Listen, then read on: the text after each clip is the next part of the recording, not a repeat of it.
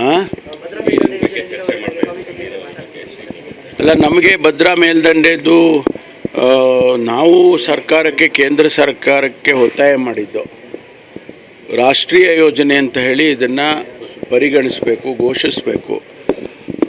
ಅದು ಹಿಂದೆ 2 ವರ್ಷದ ಹಿಂದೆ ಕೇಂದ್ರದ ಹಣಕಾಸಿನ ಸಚಿವರು ಶ್ರೀಮತಿ ನಿರ್ಮಲಾ ಸೀತಾರಾಮನ್ ಅವರು ಬಡ್ಜೆಟ್ನಲ್ಲೇ ನಮಗೆ 5,300 ಕೋಟಿ ರೂಪಾಯಿಯನ್ನು ಅನುದಾನವನ್ನು ಕೊಡ್ತೇವೆ, ಅಡಿಷನಲ್ ಗ್ರ್ಯಾಂಟಾಗಿ ಕೊಡ್ತೇವೆ ಅಂತ ಬಡ್ಜೆಟ್ನಲ್ಲೇ ಹೇಳಿದರು.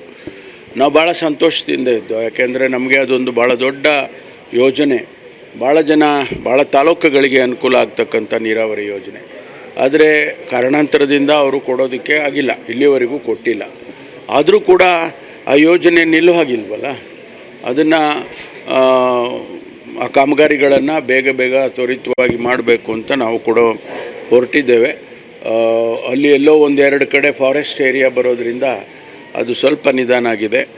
ಅದು ಕೂಡ ಕೇಂದ್ರ ಸರ್ಕಾರದ ಅನುಮತಿ ಬೇಕು, ಫಾರೆಸ್ಟು ಕ್ಲಿಯರೆನ್ಸ್ ಆಗ್ಬೇಕಾದ್ರೆ. ಅದೆಲ್ಲ ಆಗ್ತಾಯಿದೆ, ಪ್ರೊಸೀಜರ್ ಆಗ್ತಾಯಿದೆ, ಕೆಲಸನೂ ಆಗ್ತಾಯಿದೆ. ನಮಗೆ ಕೊರಟಗೆರೆಗೆ ಬರೋದು ಡೌಟು ಮಧುಗಿರಿಗೆ ಬರುತ್ತೆ, ಮಧುಗಿರಿ ಸ್ವಲ್ಪ ಭಾಗಕ್ಕೆ ಬರುತ್ತೆ. ಆಮೇಲೆ ಪಾವಗಡಕ್ಕೆ ಈಗಾಗಲೇ ನೀರು ಬರ್ತಾಯಿದೆ.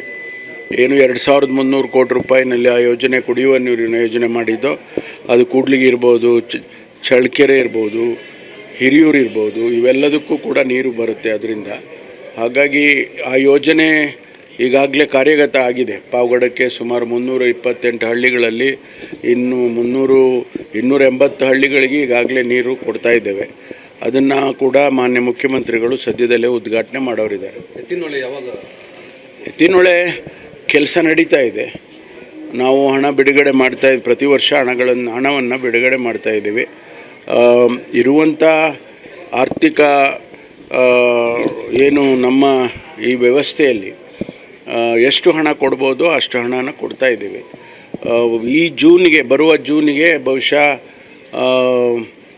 ಅರಸೀಕೆರೆಗೆ ತಲುಪುತ್ತೆ ಅಂತ ಹೇಳಿ ನಮ್ಮ ತಜ್ಞರು ಹೇಳ್ತಾ ಇದ್ದಾರೆ.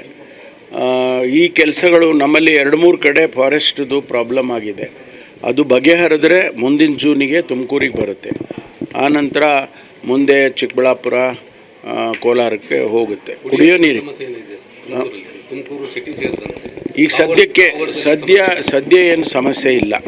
ತುಮಕೂರಿನಲ್ಲಿ ಕೂಡ ಸದ್ಯ ಸಮಸ್ಯೆ ಇಲ್ಲ. ಇನ್ನು ಜೂನ್ ಜುಲೈವರೆಗೆ ನಮಗೆ ಬುಗುಡ್ನಹಳ್ಳಿಯಲ್ಲಿ ನೀರು ಇವಾಗ ಏನು ಶೇಖರಣೆ ಮಾಡಿದ್ದೀವಿ ಅದು ಆಗುತ್ತೆ ಅಂತೇಳಿ ನಮ್ಮ ಕಮಿಷನರ್ ಹೇಳ್ತಿದ್ದಾರೆ.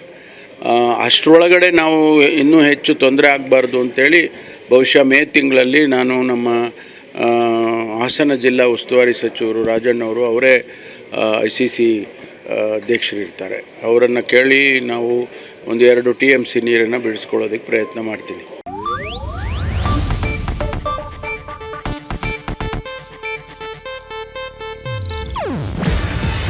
ಇದು ಏಷ್ಯಾನೆಟ್ ನ್ಯೂಸ್ ನೆಟ್ವರ್ಕ್ ಪ್ರಸ್ತುತಿ.